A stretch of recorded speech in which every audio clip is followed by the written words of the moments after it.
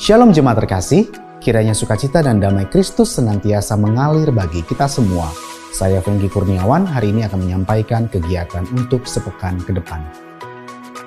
Mari kita merasakan lawatan Tuhan melalui program Pelita Hidup yang disiarkan melalui YouTube GBI Bethel Kelapa Gading yang diadakan setiap hari Senin sampai Sabtu pukul 5 pagi.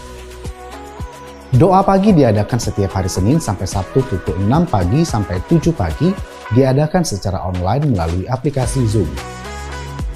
Doa malam diadakan setiap hari Jumat pukul 7 malam di gereja lantai 2. Menara doa Sinode GBI setiap hari Sabtu pukul 6 sampai 7 pagi secara online melalui aplikasi Zoom. Menara doa onsite setiap hari Sabtu pukul 9 pagi di gereja lantai 1. Dan berikut seluruh kegiatan ibadah yang dapat jemaat ikuti. Mari mengarahkan anak-anak untuk semakin mengenal pribadi Yesus, mengarahkan mereka untuk mengalami pertumbuhan di dalam iman melalui ibadah Bethel Kids yang diadakan setiap hari Minggu pukul 10 pagi di ruangan lantai 3. Ibadah onsite Bethel Youth dan Bethel Teens Kelapa Gading setiap hari Sabtu pukul 5 sore. Bagi anak-anak muda, bergabunglah dalam ibadah ini dan bertumbuh bersama-sama.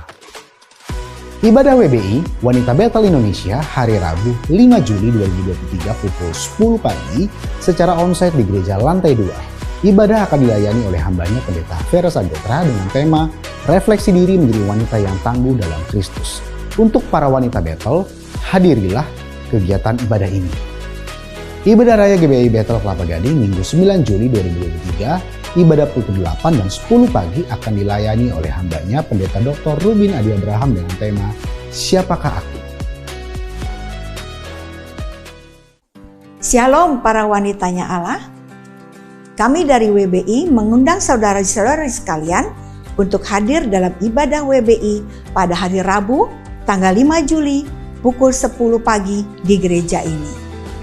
Firman Tuhan akan dilayani oleh Pendeta Vera Sagotra. Beliau adalah seorang hamba Tuhan yang luar biasa mendedikasikan hidupnya untuk melayani, merawat, dan membimbing para wanita yang mengalami gangguan jiwa, bahkan anak-anak korban perkosaan pada wanita-wanita gangguan jiwa ini. Beliau mendirikan Yayasan Gerasa. Kita bersyukur ada seorang hamba Tuhan yang mempunyai hati kasih, penuh kasih, dan mau melayani orang-orang yang terhilang. Mari saudara-saudari, kami undang untuk ikut bergabung bersama kami di dalam ibadah yang diurapi oleh Tuhan. Kami tunggu kehadirannya. Tuhan Yesus memberkati. SIL, Sekolah Injil Liburan, kembali hadir di tahun ini. Kali ini akan bertemakan Grow. Mari adik-adik ikut dan bergabung dengan kegiatan ini yang akan diadakan pada tanggal 7 sampai 8 Juli 2023 bertempat di gereja lantai 3. Mari daftarkan anak-anak Bapak Ibu Saudara untuk mengikuti kegiatan ini. Dan kami percaya dalam kegiatan ini adik-adik Bethel Kids akan semakin bertumbuh di dalam Kristus.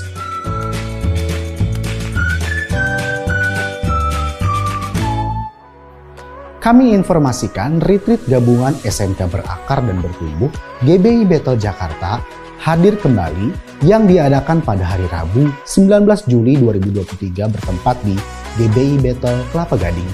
Bagi Bapak Ibu Saudara-saudari sekalian yang sudah mengikuti kelas SMK Berakar dan Bertumbuh dapat mendaftar ke PIC SMK gereja masing-masing.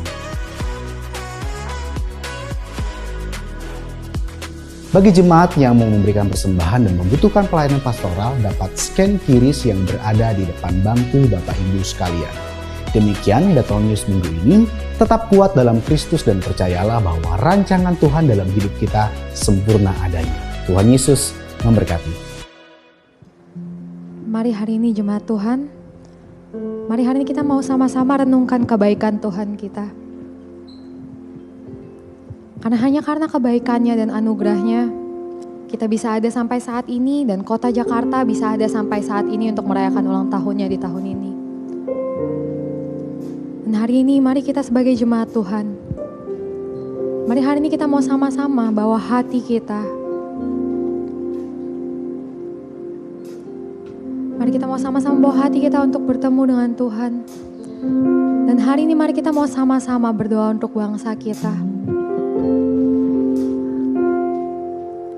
Sebab Dia Allah yang begitu baik untuk saudara dan saya. Sebab Dia Allah yang begitu baik untuk kota kita.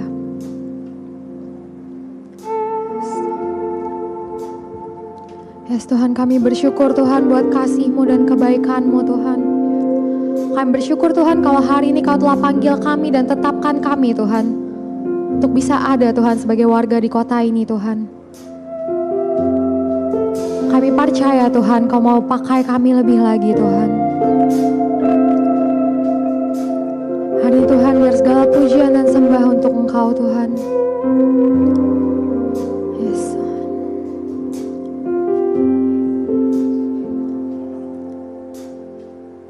Sebab Kau yang ciptakan kami. Kau yang ciptakan hidup kami sedemikian rupa Tuhan. Dan Kau Allah yang pelihara kami Tuhan. Dan kami percaya Kau juga Allah yang pelihara kota kami. Yes Tuhan.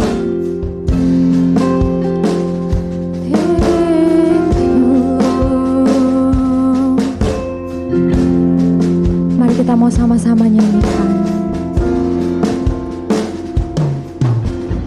Kau pencipta hidupku, memelihara jiwaku. Kau layak terima segala pujian, ku naikkan syukurku.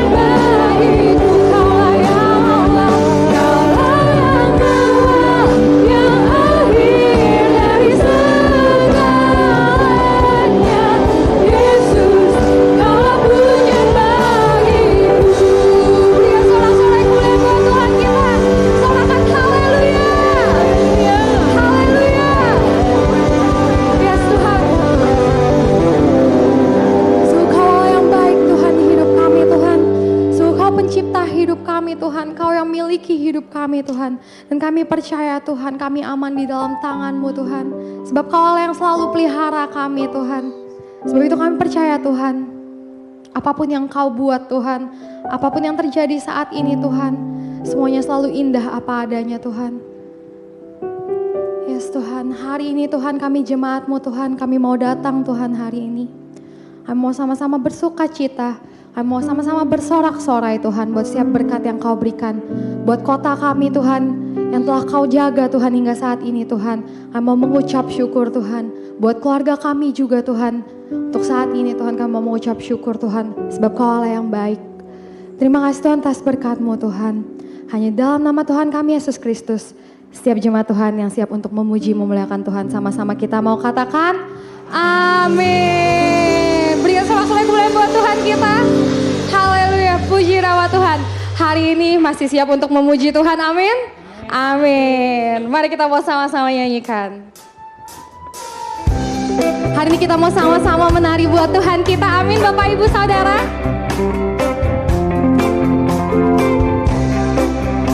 Mari kita nyanyikan.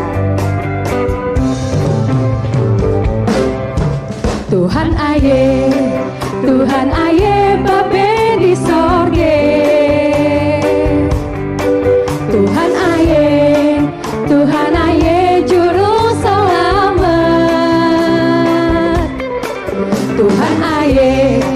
Tuhan aye penebus dosa.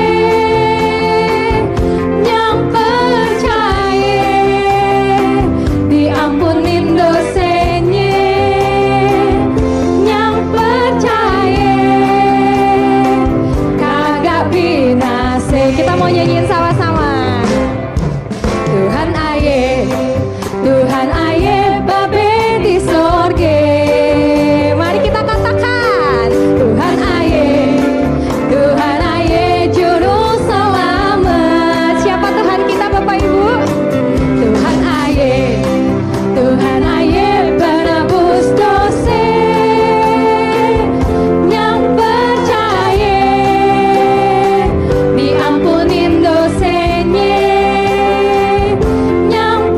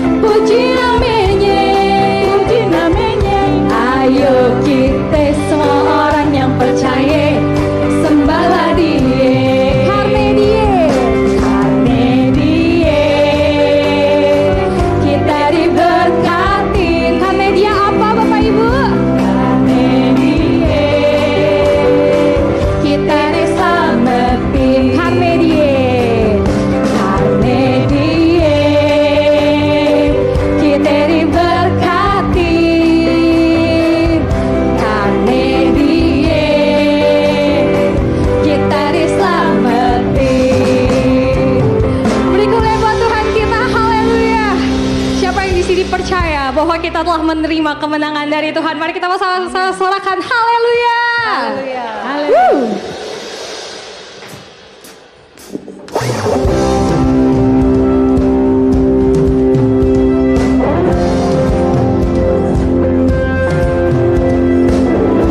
Terima kasih Tuhan buat penebusan-Mu buat setiap kami. Yes.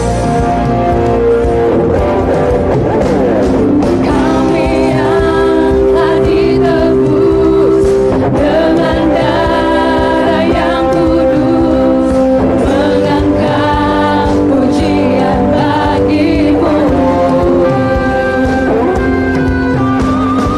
Kami baik kudus-Mu sebagai bukti karya-Mu, nyatakan Kau besar dan hidup.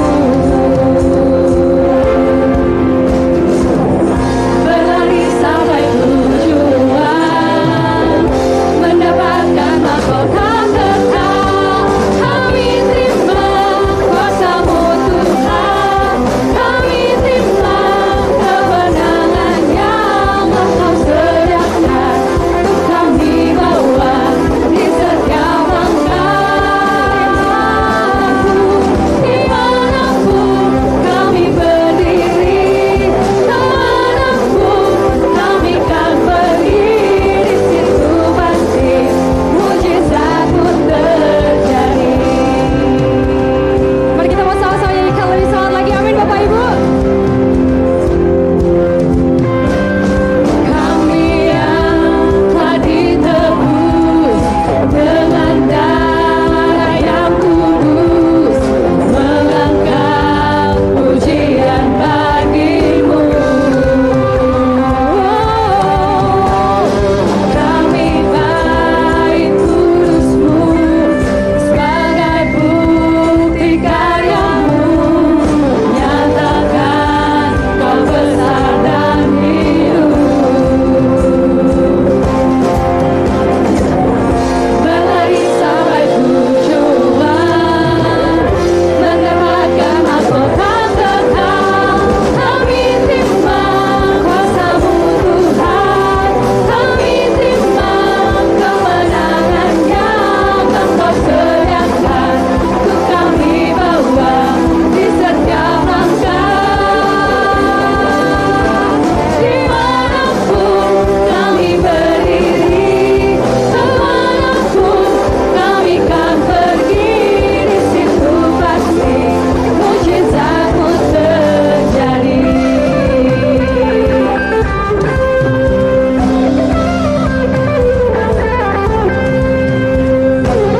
Kami terima kuasa-Mu Tuhan, kami terima kuasa-Mu. Setiap hal yang begitu baik di hidup kami, setiap hal yang telah memberikan kami kemenangan dan kuasa. Dan hari ini, kalau Tuhan utus kita untuk berada di Jakarta, di situ pasti kuasa Tuhan ada bersama-sama dengan kita. Amin, Bapak Ibu Saudara. Dan hari ini kita gak mau lelah dan kita akan terus bekerja bersama kuasa Tuhan. Amin.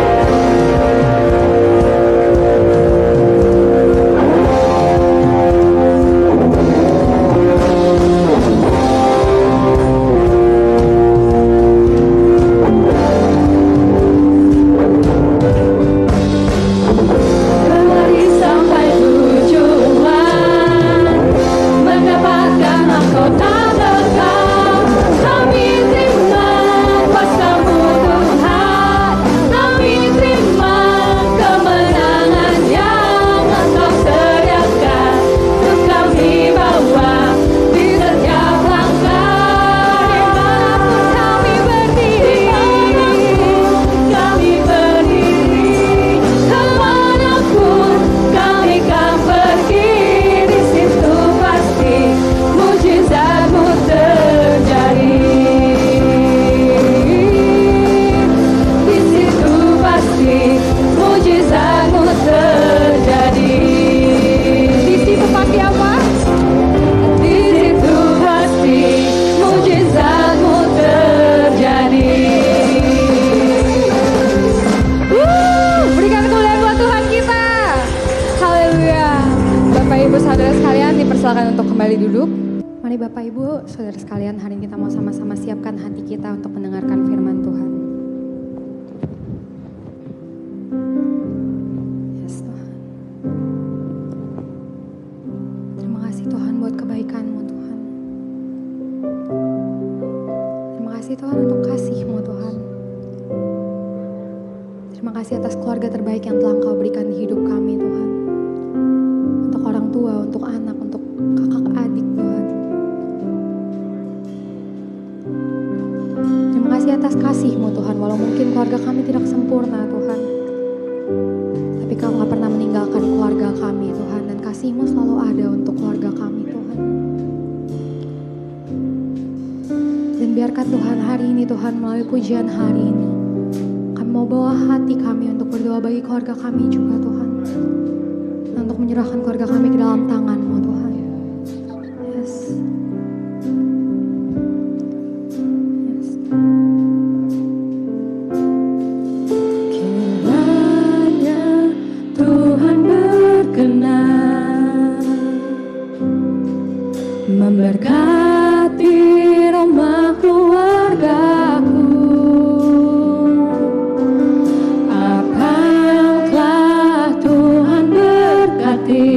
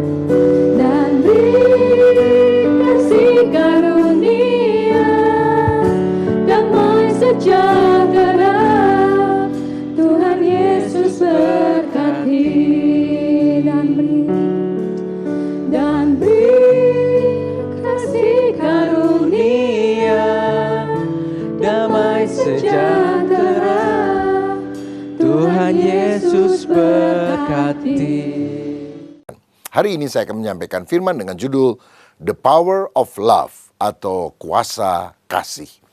Mari kita baca Yohanes 15 ayat 12 sampai 14 yang berbunyi demikian. Inilah perintahku, yaitu supaya kamu saling mengasihi seperti aku telah mengasihi kamu. Tidak ada kasih yang lebih besar daripada kasih seorang yang memberikan nyawanya untuk sahabat-sahabatnya. Kamu adalah sahabatku jikalau kamu berbuat apa yang kuperintahkan kepadamu. Aku tidak menyebut kamu lagi hamba, sebab hamba tidak tahu apa yang diperbuat oleh tuannya. Tetapi aku menyebut kamu sahabat, karena aku telah memberitahukan kepada kamu segala sesuatu yang telah kudengar dari Bapakku. Bapak, Ibu, dan Saudara sekalian, saya pernah membaca kisah tentang sebuah panti asuhan yang ada di Amerika Latin, di mana mereka merawat 97 orang anak dari usia 3 bulan sampai 3 tahun. Tetapi karena keuangan mereka kurang baik, maka mereka hanya bisa mempekerjakan sedikit saja orang yang mengasuh anak-anak tersebut. Dan tugasnya adalah memandikan dan memberikan makan mereka. Tetapi mereka kekurangan waktu dan tenaga untuk mengajak anak bicara, bermain, dan kemudian melakukan berbagai aktivitas yang tentu disukai oleh anak kecil. Mereka kurang waktu untuk bisa mencurahkan kasih kepada anak-anak itu. Ternyata dalam 1 tahun 27 orang anak meninggal dunia. Tahun berikutnya sekian anak juga meninggal dunia. Sampai akhirnya di panti asuhan itu hanya tersisa 21 orang yang masih hidup. Hal ini terjadi bukan karena mereka kurang makan, bukan karena kurang gizi, tapi kurangnya sentuhan kasih yang mereka alami di dalam kehidupan. Nah, di dalam 1 Korintus pasal 13 ayat 13 dikatakan, demikianlah tinggal 3 hal ini, yaitu iman, harap, dan kasih. Dan yang terbesar di antaranya adalah kasih. Orang yang merasa dicintai itu akan mengalami semangat di dalam kehidupannya. Tapi orang walaupun cukup makan, kelihatannya ada uang, tapi kalau dia tidak merasa disayangi, dia merasa hidupnya hampa, tak berharga. Itu sebabnya kadang kita dengar ada artis Korea Selatan masih muda, kaya raya, mati bunuh diri. Karena ternyata kasih itu sangat powerful. Nah, betapa kita semuanya membutuhkan kasih di dalam kehidupan. Biasanya pada bulan Februari orang merayakan Hari Kasih Sayang, Valentine Day, ya, tanggal 14 Februari. Tetapi saya mau katakan, kasih sayang seharusnya tidak boleh hanya dilakukan hanya setahun sekali tentunya. Tapi setiap hari kita harus hidup di dalam kasih. Karena inti ajaran Alkitab itu bicara soal kasih. Yesus kan pernah ditanya, hukum yang terutama dari seluruh hukum Taurat itu apa? Dan Tuhan bilang, kasihlah Tuhan Allahmu dengan segenap hatimu dan kasihlah sesamamu manusia seperti engkau mengasihi dirimu sendiri. Jadi inti daripada seluruh Alkitab adalah mengasihi Tuhan, mengasihi sesama. Yang kalau diperas lagi dan tinggal muncul satu kata, kata itu adalah love, kasih. Dan siapa teladan kita yang utama untuk kita bisa hidup di dalam kasih? Tentu Yesus.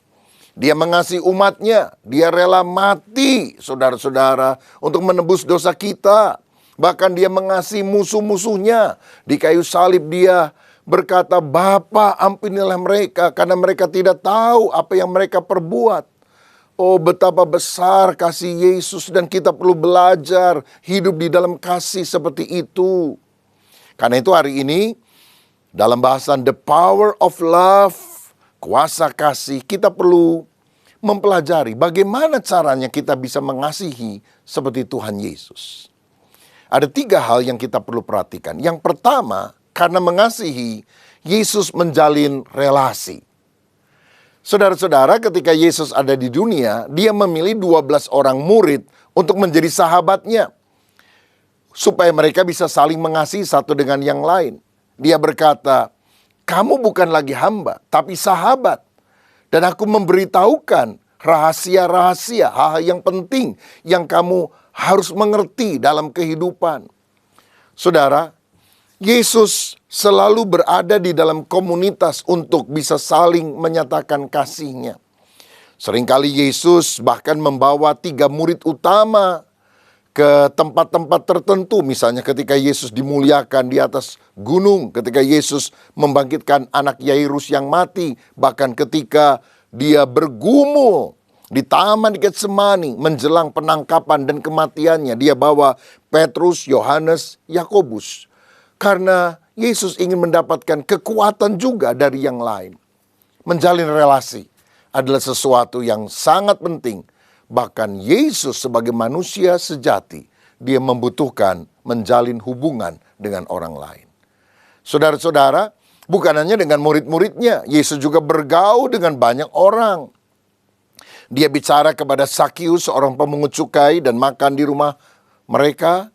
Lalu kemudian dia juga bicara kepada wanita Samaria tentang air kehidupan sampai akhirnya wanita ini bertobat. Saudara, salah satu gelar dari Yesus adalah sahabat orang berdosa. Karena dia tidak menolak orang-orang dan menganggap mereka adalah orang yang kotor dan najis. Yesus menerima mereka apa adanya. Walaupun tidak membiarkan mereka seadanya. Karena Yesus mengubah mereka menjadi manusia yang baru. Saudara, menjalin relasi sesuatu yang sangat penting. Persahabatan itu sesuatu yang perlu dan mulia. Sebab mengasihi dan dikasihi adalah kebahagiaan terbesar di dalam kehidupan. Orang akan merasa hidupnya hampa kalau dia tidak merasa ada orang yang mencintai dia. Tetapi walaupun dia hidup sederhana, cenderung gak punya uang lah. Tapi kalau dia merasa dihargai, dicintai, semangat hidupnya akan besar. Orang yang kesepian akan lebih pendek umur. Tapi orang yang banyak sahabat-sahabatnya, itu justru akan lebih panjang umur. Karenanya saudara ingat, 1 musuh terlalu banyak, 1000 teman terlalu sedikit. 1 musuh bisa membuat saudara makan tidak enak, tidur tidak nyenyak. Lagi makan tidak bisa tidur, lagi tidur tidak bisa makan. Ya memang benar. Nah tetapi kalau kita punya banyak teman, wah kemanapun kita pergi, ada sukacita dalam kehidupan ini. Jadi penting sekali untuk kita membangun hubungan yang sehat satu dengan yang lain. Orang yang sulit bergaul akan mengalami masalah dalam pernikahan dan dalam hubungannya dengan anak. Ada loh suami-suami saudara, waduh rasanya mengekang sekali istrinya. Istri khusus untuk kalangan sendiri. Lah istrinya ngomong sama tukang koran yang jualan koran atau majalah aja, dia curiga, ngapain tuh ngobrol-ngobrol sama dia? Loh saya kan cari koran mau baca. Atau istrinya tanya ini itu sama tukang sayur, curiga, kok lama bener kamu ngomong sama dia? Ketawa-ketawa lagi. Waduh saudara, kan repot kalau model begini. Bahkan kalau istrinya naik delman, ditanya, tadi kudanya laki atau perempuan? Lah kan sakit jiwa punya suami model begini, saudara-saudara. Nah, kalau orang sulit bergaul, dia akan punya masalah dalam pernikahan. Dia akan punya masalah dalam hubungan dengan anak. Karena dia tidak belajar berelasi dengan wajar kepada orang-orang yang ada di sekitar mereka. Seorang pakar pengembangan pribadi bernama Dale Carnegie pernah berkata, sukses itu 15% ditentukan oleh kemampuan teknis, IQ, kecerdasan, tapi 85% keberhasilan seseorang ditentukan dari kemampuannya menjalin relasi dengan orang lain. Kalau kita bisa bersosialisasi, punya banyak teman, ya punya sopan santun, perhatian, dan kita juga disukai banyak orang, itu kemungkinan suksesnya jauh lebih besar. Bukan sekedar pinter, saudara-saudara, tapi menjalin relasi. Karenanya mari investasikan waktu kita yang paling berharga untuk membangun.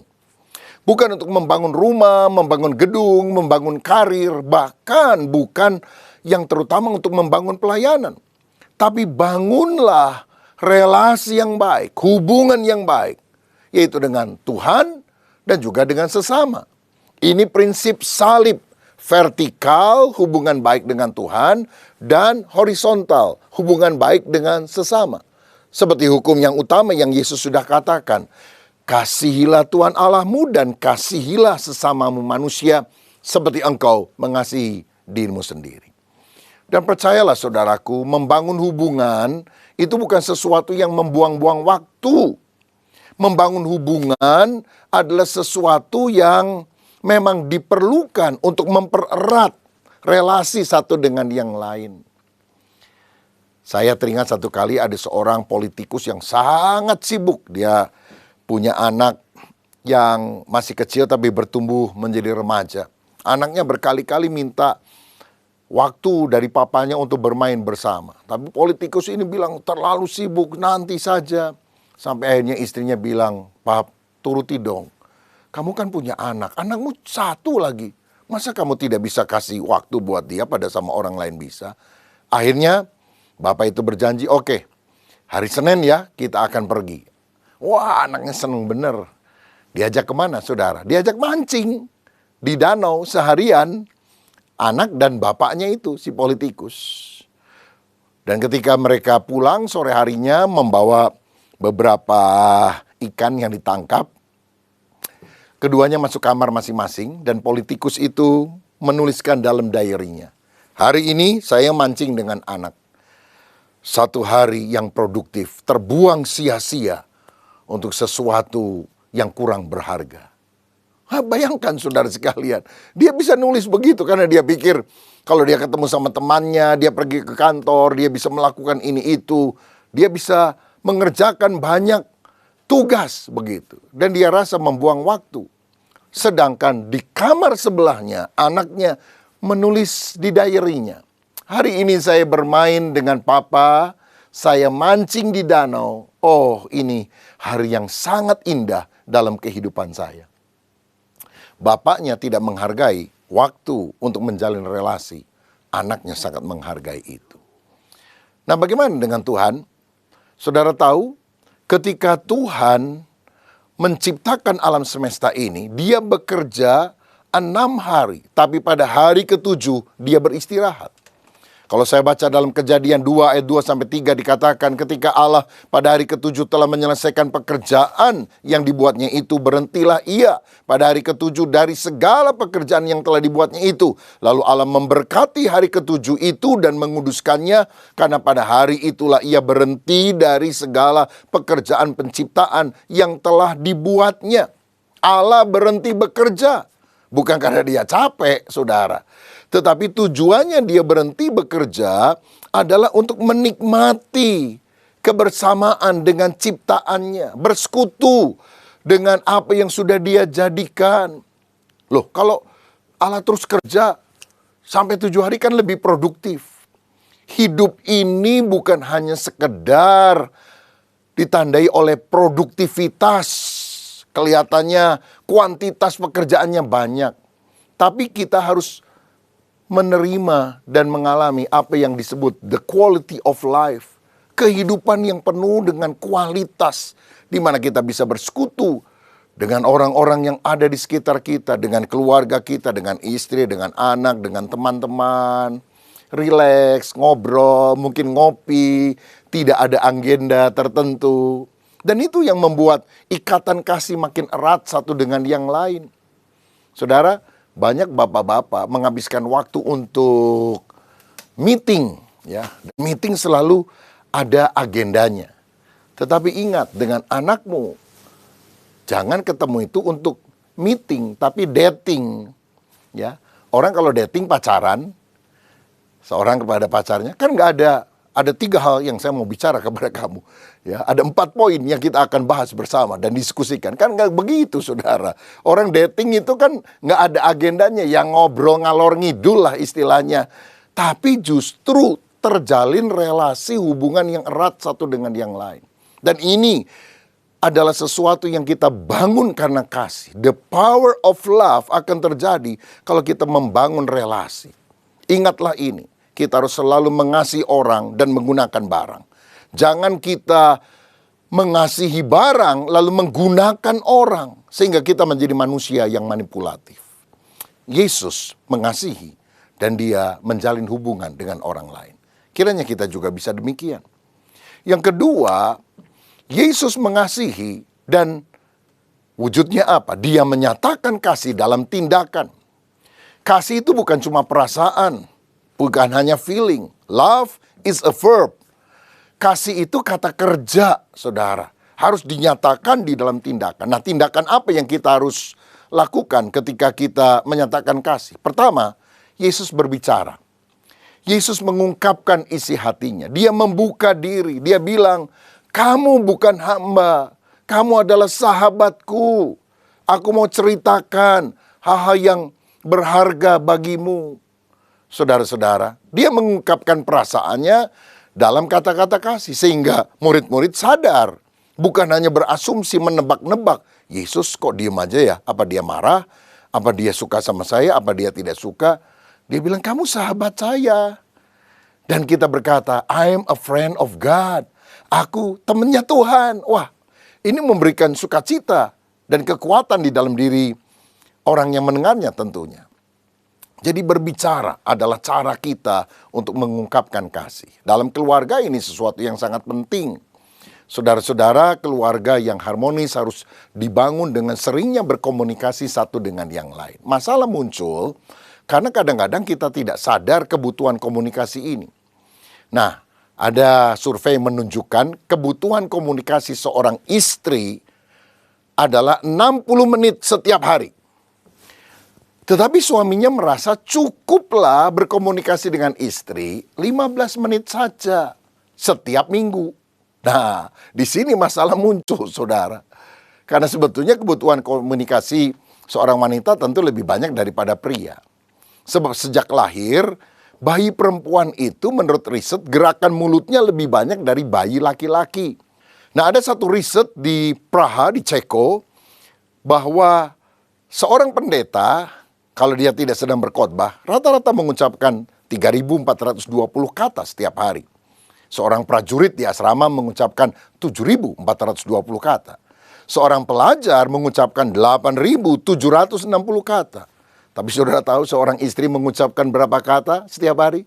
15.300 kata. Dan rekor dipegang oleh ibu mertua 19.800 kata. Rupanya makin tua makin cerewet. Dan istri sama ibu mertua kan sama-sama perempuan, saudara. Nah, karena itulah terutama pria harus berupaya mengusahakan komunikasi, khususnya dalam hubungan pasangan suami dan istri. Herannya orang kalau lagi pacaran ngobrol aja terus berjam-jam. Sampai calon mertua itu karena nggak pulang-pulang nih calon menantu. Tapi heran kalau udah menikah diem-dieman, saudara. Nah, kita juga harus belajar menjaga lidah kita untuk menghindarkan diri dari ucapan yang menyakitkan, tetapi sungguh-sungguh memiliki perkataan yang baik dan membangun. Lalu yang kedua, kita juga harus menyatakan kasih itu di dalam kerelaan untuk berkorban. Jadi tindakan kita adalah berbicara, tindakan kita adalah rela berkorban. Seperti Yesus yang mati di atas kayu salib bagi kita sekalian. Yohanes 3 ayat 16 berkata, karena begitu besar kasih Allah akan dunia ini sehingga dikaruniakannya anaknya yang tunggal supaya setiap orang yang percaya kepadanya tidak binasa, melainkan beroleh hidup yang kekal. Mengasihi berarti memberikan hidup buat orang yang dicintainya. Nah, kita juga harus menyatakan kasih di dalam perbuatan. Misalnya apa? Menelepon orang tua kita, atau kalau kita ada di luar kota, teleponlah pasanganmu, teleponlah anak-anakmu, ucapkan perhatian, apa kabar mereka. Bawalah oleh-oleh kalau kita bepergian sesuatu, mungkin makanan sederhana yang disukai oleh pasangan atau oleh keluarga kita. Kita juga harus menyatakan perbuatan kasih dengan rela menolong orang lain, rela untuk mengalah demi kebaikan. Dan kalau saudara ingin melakukan perbuatan kasih kepada orang di sekitarmu, jangan tunda sampai besok apa yang kau bisa kerjakan hari ini. Lakukanlah sekarang. Saudara sekalian, di Agra, India ada sebuah bangunan monumental yang disebut Taj Mahal yang didirikan oleh Shah Jahan untuk istrinya Mumtaz Mahal ketika meninggal pada saat melahirkan anak yang ke-14. Dan banyak orang menggunakan tempat ini untuk foto prewedding misalnya. Karena mereka pikir, waduh ini tanda kasih dari seorang suami kepada istrinya. Memang benar demikian. Tapi saya lebih tertarik kepada sebuah bangunan lain yang namanya Casa Loma yang ada di Toronto, Kanada. Yang dibangun oleh Henry Pelat untuk istrinya Mary yang karena sakit kemudian dia menjadi lumpuh dan harus didorong dengan kursi roda. Sehingga istana itu ada banyak tangga di mana atau rem yang kursi roda bisa didorong ke sana. Yang menarik adalah ini. Taj Mahal diberikan oleh suami kepada istrinya ketika istri sudah meninggal. Sedangkan istana Casa Loma dibangun oleh suaminya untuk istrinya ketika istrinya masih hidup. Saya mau tanya, istri-istri, Anda mau mendapatkan sesuatu dari pasanganmu ketika sudah mati atau masih hidup? Pasti ketika masih hidup, bukan? Karena itu, mari kita lakukan yang menyenangkan keluarga kita, pasangan kita, atau sahabat kita. Bukan nanti setelah mereka tiada, tapi sekarang ketika mereka masih ada. Yang terakhir, yang ketiga, bagaimana orang bisa mengalami the power of love, kuasa kasih. Seperti Yesus, kita harus mengampuni orang yang bersalah. Saudara, hubungan yang baik bisa retak karena salah paham dan pengkhianatan. Tetapi walaupun itu terjadi, Yesus memilih pemulihan hubungan. Dalam Yohanes 21 ayat 15-17, Alkitab berkata, sesudah sarapan Yesus berkata kepada Simon Petrus, "Simon anak Yohanes, apakah engkau mengasihi aku lebih daripada mereka ini?" Jawab Petrus kepadanya, "Benar Tuhan, engkau tahu bahwa aku mengasihi engkau." Kata Yesus kepadanya, "Gembalakanlah domba-dombaku." Kata Yesus pula kepadanya untuk kedua kalinya, "Simon anak Yohanes, apakah engkau mengasihi aku?" Jawab Petrus kepadanya, "Benar Tuhan, engkau tahu bahwa aku mengasihi engkau." Kata Yesus kepadanya, "Gembalakanlah domba-dombaku." Kata Yesus kepadanya untuk ketiga kalinya, "Simon anak Yohanes, apakah engkau mengasihi aku?" Maka sedihlah hati Petrus karena Yesus berkata untuk ketiga kalinya, "Apakah engkau mengasihi aku?" Dan ia berkata kepadanya, "Tuhan, engkau tahu segala sesuatu, engkau tahu bahwa aku mengasihi engkau." Kata Yesus kepadanya, "Gembalakanlah domba-dombaku." Ada relasi yang retak antara Petrus dengan Yesus karena Petrus menyangkal dia sampai 3 kali. Tetapi Yesus berinisiatif untuk memulihkan hubungan sehingga relasi itu tersambung kembali. Saudara, kita juga harus selalu menjaga hati. Dan kalaupun perseteruan karena alasan apapun pernah terjadi, kita harus belajar mengampuni orang yang bersalah. Dalam Roma 5 ayat 5, Alkitab berkata, karena kasih Allah telah dicurahkan di dalam hati kita oleh Roh Kudus yang telah dikaruniakan kepada kita. Tahukah saudara, kalau Roh Kudus bekerja dalam hidup kita, maka tanda yang paling jelas kita bisa mengasihi orang yang ada di sekitar kita. Yesus ketika dibaptis di Sungai Yordan, maka Roh Kudus turun ke atas dia seperti burung merpati. Dan tahukah saudara, burung merpati adalah binatang yang tidak punya empedu atau racun hati yang pahit. Itu sebabnya walaupun ada banyak perlakuan yang tidak enak buat Yesus, tetapi Yesus tidak hidup di dalam kepahitan, tapi dia mengampuni. Saudaraku, membenci itu tidak perlu dipelajari, hanya perlu dimunculkan. Tetapi kasih harus dipelajari. Kita harus belajar menguasai emosi. Kita harus belajar memberikan pengampunan. Saya pernah ke Polandia dan pergi ke Auschwitz di mana begitu banyak orang pada zaman Hitler pernah dibantai karena mereka dimasukkan di dalam kamp konsentrasi dari Hitler dan kemudian mereka dimatikan di kamar-kamar gas. Dan ini berawal dari kepahitan Hitler kepada lingkungannya pada masa remajanya. Dan akhirnya ketika dia punya kekuasaan, dia membantai orang-orang yang ada. Oh, betapa mengerikannya.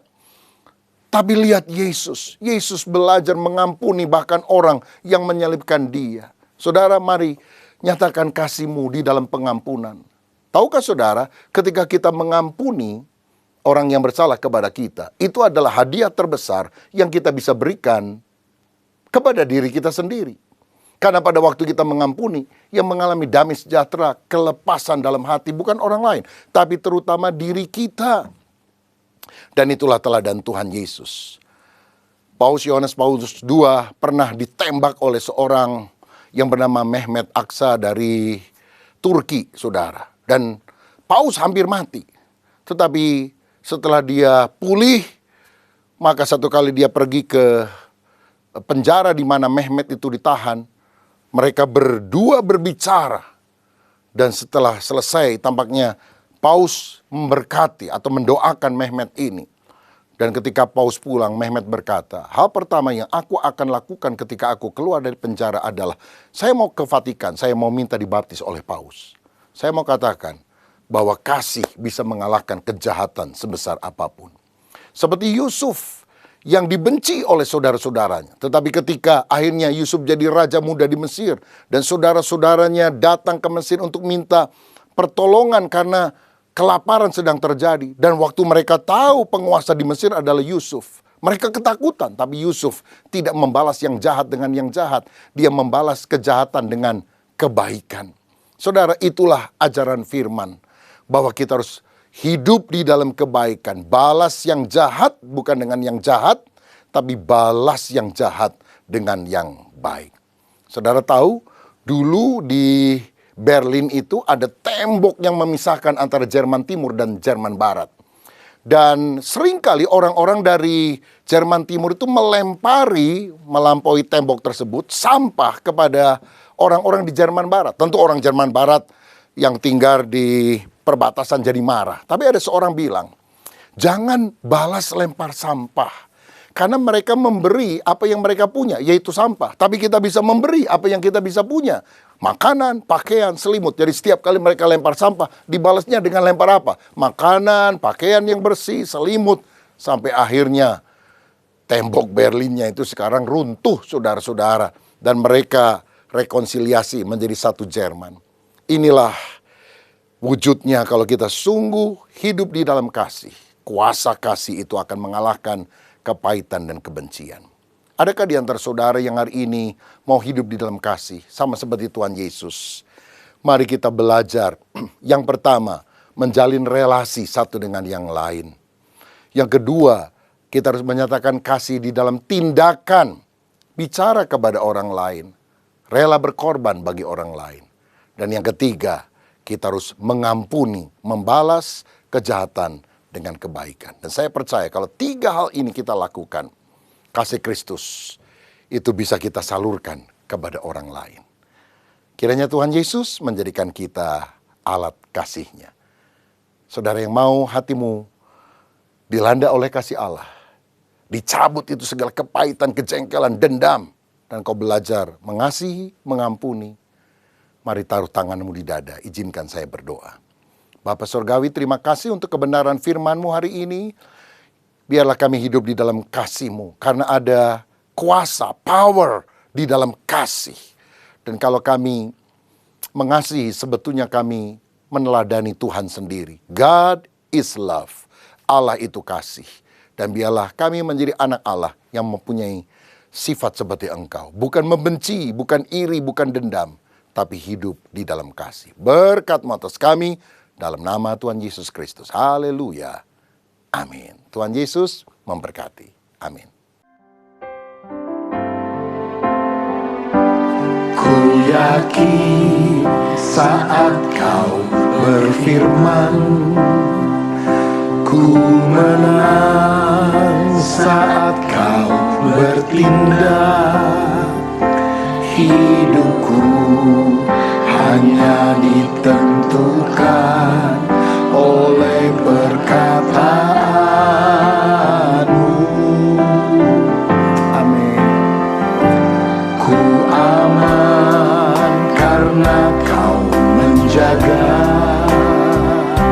Ku kuat karena kau menopang. Hidupku hanya ditentukan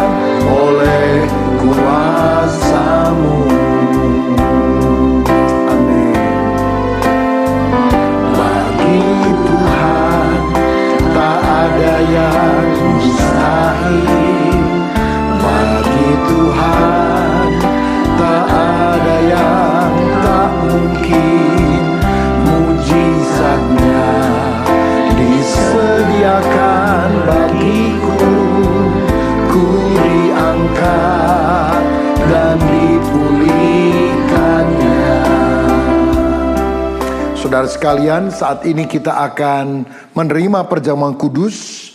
Alkitab berkata, sebab apa yang telah kuteruskan kepadamu telah aku terima dari Tuhan, yaitu bahwa Tuhan Yesus pada malam waktu ia diserahkan, mengambil roti dan sesudah itu ia mengucap syukur atasnya.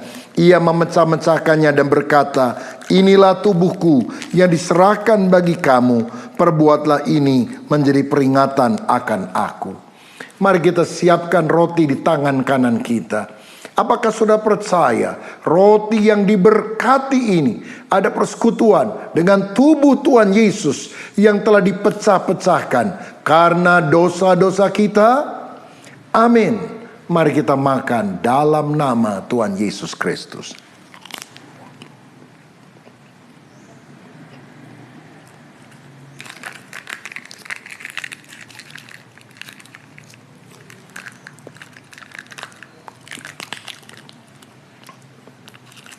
Selanjutnya firman Tuhan berkata, demikian juga ia mengambil cawan sesudah makan, lalu berkata, cawan ini adalah perjanjian baru yang dimateraikan oleh darahku. Perbuatlah ini setiap kali kamu meminumnya menjadi peringatan akan aku. Sebab setiap kali kamu makan roti ini dan minum cawan ini, kamu memberitakan kematian Tuhan sampai ia datang. Apakah sudah percaya anggur yang sudah diberkati adalah persekutuan dengan darah Tuhan Yesus Kristus yang telah dicurahkan untuk menebus kita dari segala dosa? Amin. Mari kita minum dalam nama Tuhan Yesus. Terima kasih Tuhan untuk kebaikan-Mu, untuk penebusan-Mu, untuk apa yang sudah Engkau lakukan. Biar hidup kami selalu bergantung kepada kebenaran firman-Mu. Bagi Tuhan tak ada yang mustahil. Bagi Tuhan tak ada yang tak mungkin. Mujizatnya disediakan bagiku. Ku diangkat dan dipulihkannya.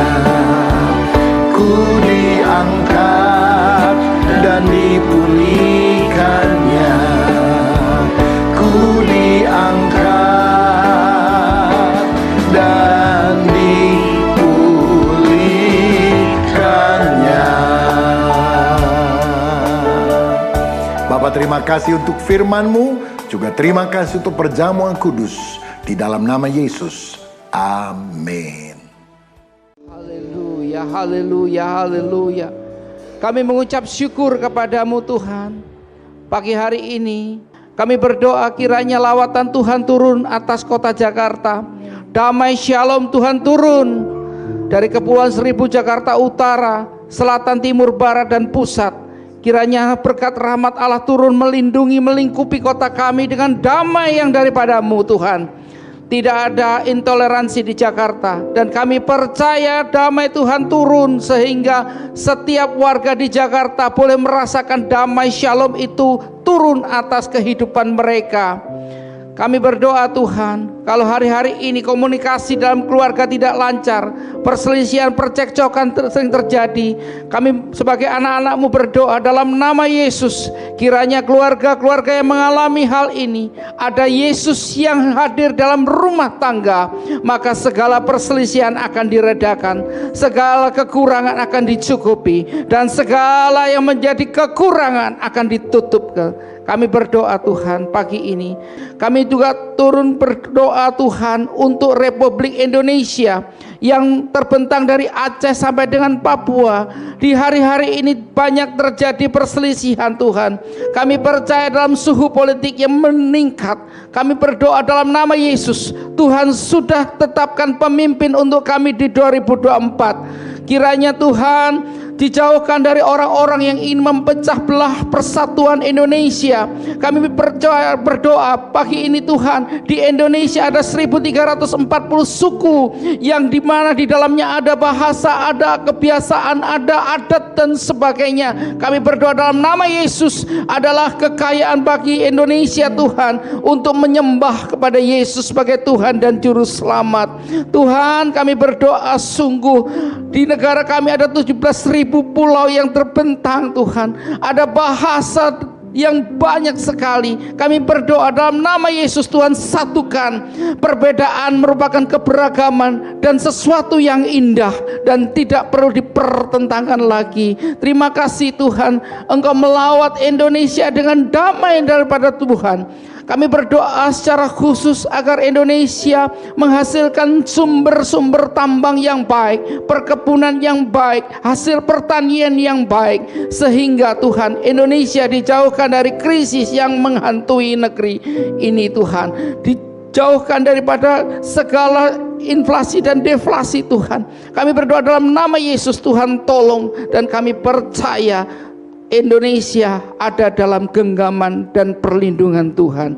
Terima kasih Tuhan, terima kasih. Kami juga berdoa Tuhan bagi jemaat-Mu yang hari-hari ini masih mengalami sakit penyakit, dalam nama Yesus ada kesembuhan. Yehova Rafa, bagi ini mengalami mujizat kesembuhan daripada Tuhan. Terima kasih Tuhan. Kalau mengalami kekurangan ekonomi, bagi jemaat-Mu kami berdoa dalam nama Yesus, ada pelipat gandaan, ada mujizat percepatan daripada-Mu, sehingga anak-anak-Mu boleh ditolong tepat pada waktunya. Terima kasih Tuhan, memberkati para pemimpin kami, rohani kami, dan Bapak Julius Ishak, Pak Rubin Adi dan Pak Suito. Kiranya Tuhan tutup bungkus ketiga hamba-Mu ini, sehingga menuntun setiap kami menjadi domba-domba yang mengerti kebenaran firman, melakukan kehendak-Mu Tuhan, lewat kebenaran firman yang dibaca, lewat doa yang dinaikkan, sehingga ketiga hamba-Mu ini boleh memimpin kami menjadi domba-domba yang misioner, domba-domba yang menjangkau, domba-domba yang berpengaruh pada lingkungan, di marketplace, dimanapun. Kami percaya, kami letakkan semua dalam tangan-Mu. Terima kasih Tuhan, terima kasih. Kalau sebentar kami akan berpisah satu sama lain, kiranya berkat Tuhan menyertai kami. Angkat tangan saudara, siapkan hati saudara, terimalah berkat daripada Tuhan. Tuhan memberkati hidupmu, Tuhan memberkati pertumbuhan imanmu, Tuhan memberkati pernikahan kudusmu, karena kecintaan Allah Bapa dan persekutuan Roh Kudus menyertai hidup saudara mulai pagi hari ini sampai dengan Maranatha. Mari yang percaya dan diberkati Tuhan, bersama-sama kita katakan amin.